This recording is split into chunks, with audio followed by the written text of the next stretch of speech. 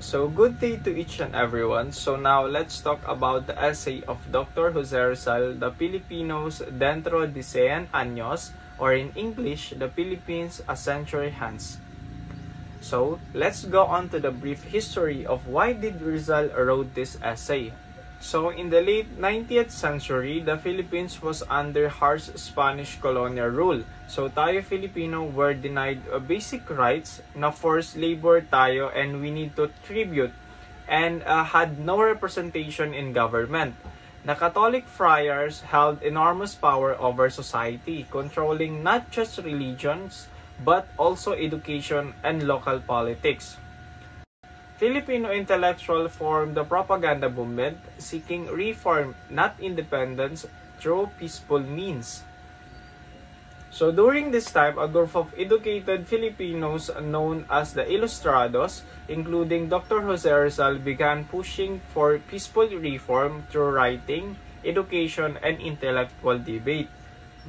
This movement became known as the propaganda movement, and it aimed to promote equality, justice, and civil liberties under the Spanish rule. And hindi to para for independence, kundi about peace. La Solidaridad 1889 and 1895 was a reformist newspaper published in Spain, where Jose Rizal and others contributed. Rizal wrote Filipinas Dentro de 100 Años to warn Spain and to imagine the future of the Philippines under continued oppression or change. So, to reach the Spanish government and the public, the Ilustrados published articles in La Solidaridad, a newspaper which is based to siya in Spain. In 1889 to 1890, Rizal wrote Filipinas Dentro de 100 Años as a series of essay. So, Dr. Jose Rizal is gi-analyze niya kung anong sitwasyon na meron tayo, and warn the Spain na if walang changes or pagbabago is we Filipino would eventually rise up, and Spain would lose a colony either through revolution or foreign conquest. So, this essay served not only as a political warning but also as a visionary document where Rizal imagined yung mga possible future na meron ang Pilipinas, both hopeful and tragic. So, based pa lang sa title is you can get the idea on what the essay of Rizal really means. When you say a century, it is a period of 100 years. So, basically speaking, ano nga ba ang kalagayan ng Pilipinas within or maybe after 100 years? That is the content of the Filipinos Dentro de 100 Años, or in English, The Philippines a Century Hence. Just like the indolence of the Filipino people, this essay also published in newspaper La Solidaridad. So in this essay, nagkaroon ng prediction si Dr. Jose Rizal. He tried to respond to the question, what would be the situation of the Philippines within 100 years? Would the Philippines remain the colony of Spain? Sakop pa rin ba tayo ng Spain, or kontrolado pa rin ba tayo ng Spain after 100 years? Or it would become independent? Lalaya na kaya ang Pilipinas sa pamamahala ng Spain, or would it become a colony of another nation? Tayo pa ba ay pamamahalaan ng ibang bansa? Diyan niya sasagutin sa essay niya yung century hence. So in the first part of his essay, this essay starts with the analysis of the cause and the miseries of the people. One of the causes identified in this article was Spain's implementation of her military policies.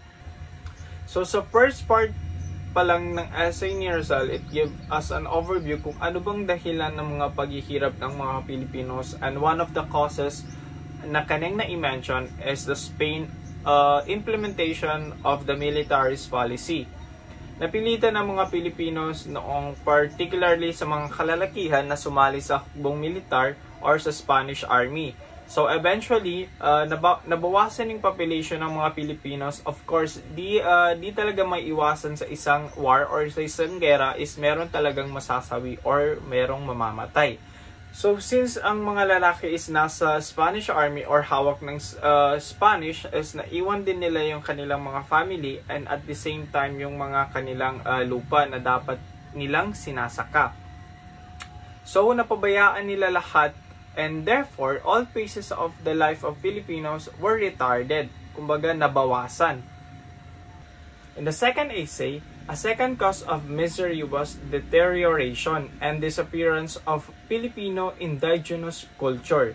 So, medyo masakit sa part na to that some of our culture and tradition is little by little is naglalako or nawawala at napapalitan na ito siya ng Spanish culture. So, sabi ni Rizal, when we were colonized by the Spaniards, yung ways of living ng mga early Filipinos is nagbago. If hindi naman nagbago, is totally na nawala. And of course, sinakop tayo ng Spain. Therefore, they implemented their culture, their tradition, and even their ways of living. So, in the Philippines, ramdam pa rin natin even after this time yung presence and influence of Spain. Why? For example, yung mga words na ginagamit natin like kutsilyo, tinidor, or even baso, is yung mga words na yan is hindi yan siya originally Filipino or di natin language, kundi galing yun siya sa Espanyol. And another example is the surname of Filipino na tunog Espanyol. Like for example, the Valdez, the De La Cruz, or Torres. Yan mga surname na yan is galing sa Espanyol. Why? Kasi noon si Government General Narciso Claveria, nagkaroon siya ng policy where ini-require lahat ng Filipino natives na magkaroon ng surname. Kasi noon ang mga natives natin is wala pang mga apelyido. So the policy ni Claveria is inipa-adapt niya sa mga natives natin ang Spanish surname. And lastly, the biggest legacy ng Spanish sa country natin, of course, is yung pagdadala ng Christianity. Kasi noong unang panahon, wala pang religion ang mga Filipinos sa mga early Filipinos. They are pagan. Pagan pa sila, so kung sino-sino na lang yung sinasamba nila. Like bato, lupa, puno, or even ulap. But nung sinakop tayo ng Spain, dala na nila yung Christianity. So a third cause of this miserable condition of the people was their passivity and submissiveness to the Spanish colonizer. So during the time of the friars, naging masunurin ang mga Pilipino. They submitted their fate or their destiny to the Spanish friar. They were afraid to voice out their problems or grievances kasi once na ginawa nila yon is for sure sasaktan sila. Or the worst thing is they might be killed. So they don't have a choice but to remain silent. What then had made the people realize their sad situation under Spanish rule? The answer here is racial discrimination. Why? The people become aware that they were distinct people. Parang na-realize nila na teka lang, parang may iba sa amin. For the first time, they had come to realize that the colonial policies and its condition could no longer condone or hindi na katanggap-tanggap. Hindi na katanggap-tanggap yung mga policies na pinapatupad or ini-implement nila sa kanila. So it's like a wake-up call na teka lang, parang may mali na Di na tama itong mga ini-implement policies sa kanila. So what did the Filipino do? So they accumulated all their grievances against Spaniards, which eventually led to the rise of revolution. Yung mga oppression, yung mga injustices na na-experience nila under the Spanish administration, it becomes their motivation to fight the Spaniards. But yun nga lang, we have to admit that yung mga early revolts na nangyari sa Pilipinas is hindi nagsasucceed. Always tayo natatalo. So, bakit kaya pumapalya tayo sa mga revolts? It is because sa geographical location of the Philippines. Tayo ay nahati sa iba't ibang pulo, magkakalayo tayo, wala tayong unity. Instead of na magsama-sama yung mga tao against the Spaniards is kumbaga meron tayo sariling laban, hindi naman ganon kadami yung warriors na sasabak sa laban. Could Spain prevent the progress of the Philippines? If Spain decide to do so, what could they possibly do? For one, keep the people ignorant.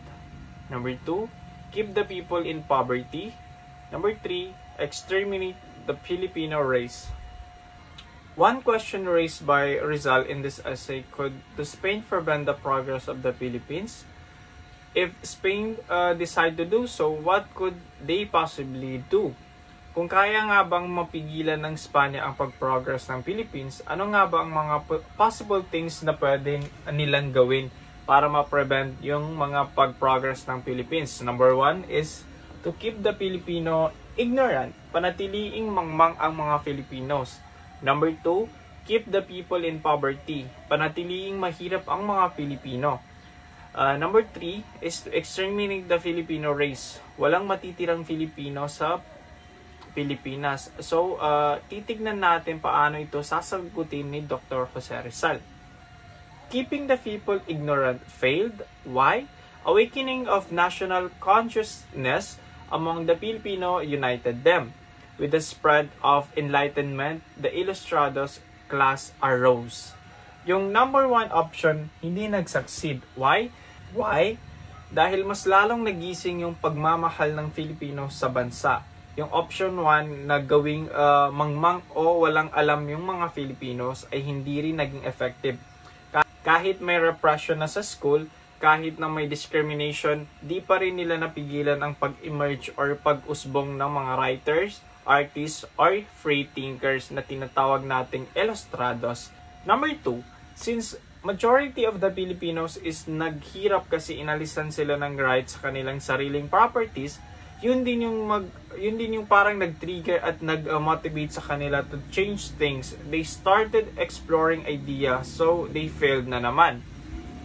Number 3, so sa dinami-dami daw ng mga war, sa dinami-dami ng gera at epidemya or yung mga nakakamatay na disease na na-encounter ng mga Filipinos is they still survive.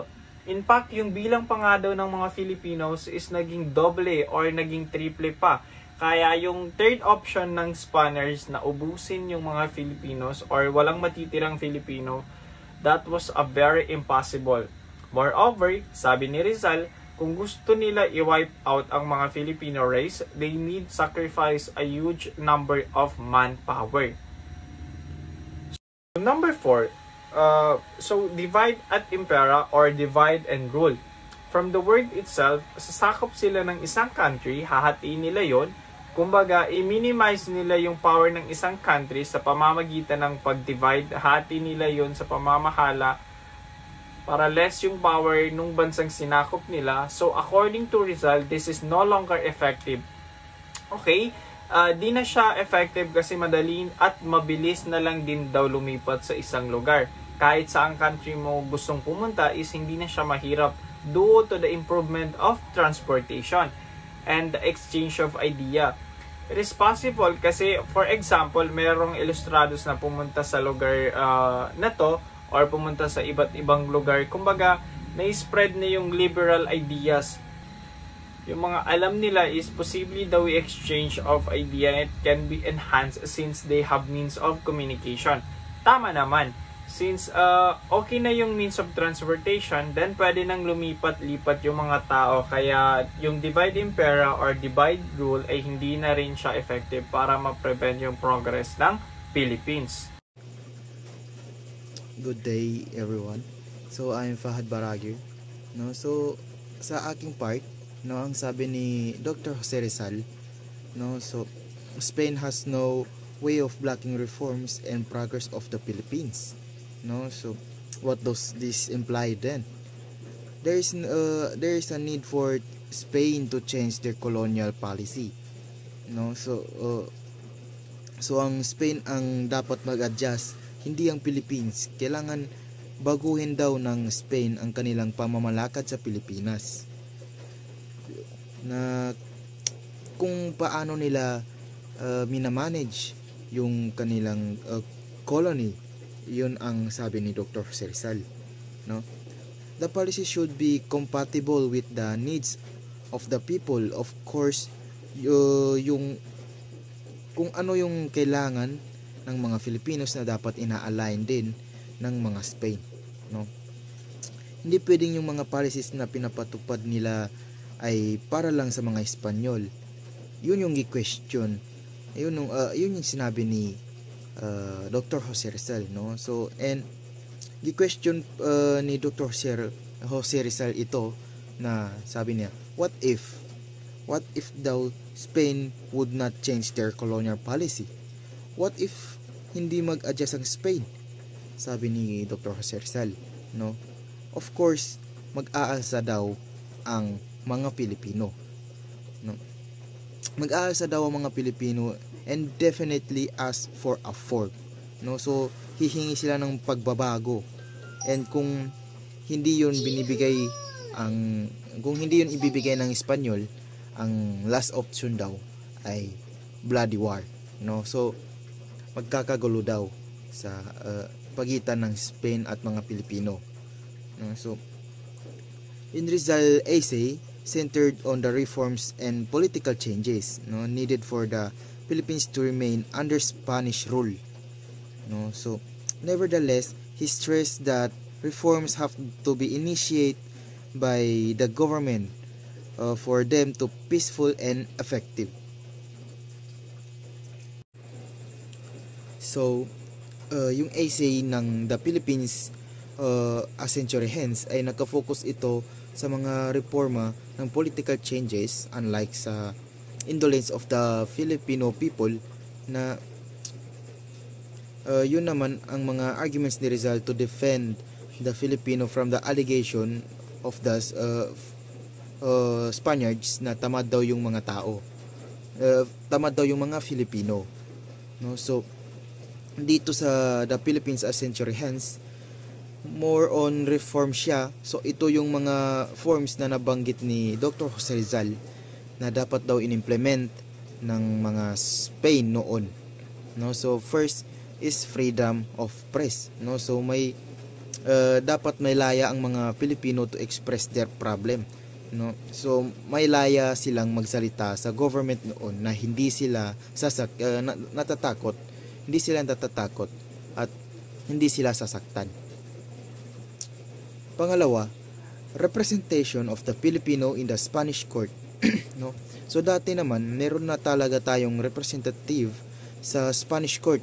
Yun nga lang, inabolish ito ng Spain government, no? So ito yung gustong mangyari ni Dr. Jose Rizal, na dapat meron tayong representative for Spanish court, no? So imagine sa loob ng Spanish court, paano kung walang Filipinos at lahat sila mga Espanyol? So sino naman yung magsasabi o magre-relay ng mga problema natin sa Pilipinas, no? 'Di ba? Wala tayong representative, walang magvo-voice out, at wala talagang magsasabi kung ano yung mga problema sa sarili nating bansa, no? So pangatlo naman is granting of Spanish citizenship, no? So may mga Filipinos na gustong ma-adapt yung Spanish citizenship, no? So pwedeng bigyan yung mga Filipino ng rights na magkaroon ng Spanish citizenship. Then no, yun yung mayroong mga ibang Filipino na gustong i-adapt yung Spanish citizenship. So gusto nilang magkaroon ng rights na magkaroon sila noon, no? So next is filling of government position. But kailangan meron daw itong examination para makita kung sino yung deserving sa position na kanilang kukunin. So the question of Dr. Jose Rizal, which colonizing power will replace Spain, no? So kung European power ba or an Asian power, no? Since hindi pa ready ang Pilipinas for self-governments, no? Hindi pa natin kaya noon i-manage ang sarili nating country, no? Tayo ay ibinenta tayo ng Spain sa isang country, no? So according to Dr. Jose Rizal, if the Spain will not replace by European or Asian power, which country then will be interested on what Spain has to give up? So, according sa pagkaka-analyze ni Dr. Jose Rizal, sa Europe, hindi nagka-interest sa Pilipinas. Kasi busy din sila sa kanilang colony, no? At the same time, ganun din sa Asian, no? Asian continent. Yung mga country sa Asian daw, hindi na din interesado sa Pilipinas para sa kupin kasi busy na din daw ito sila sa kanilang colony, no? So to Dr. Jose Rizal, this country is none other than the United States, no? Sa United States of America tayo ibinenta ng Spain, no? Doon daw tayo ipinasa ng Spain sa United States of America, no? So what Dr. Jose Rizal invasion essay came true, no? So nagkatotoo daw yung prediction ni Dr. Jose Rizal, no? Inisulat niya sa kaniyang invasion essay na sa USA daw tayo mapupunta, no? So nagkatotoo yung prediction ni Dr. Jose Rizal na tayo rin ay sinakop ng mga Amerikano, no?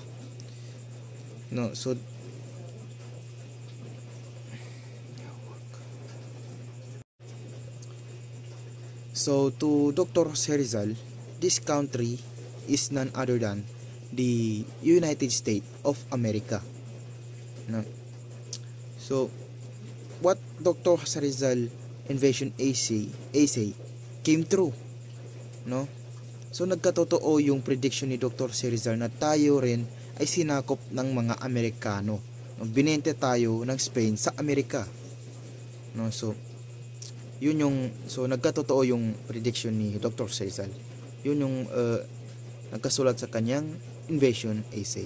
So hanggang dito na lang po ang content ng The Philippines a Century Hence. Maraming salamat po.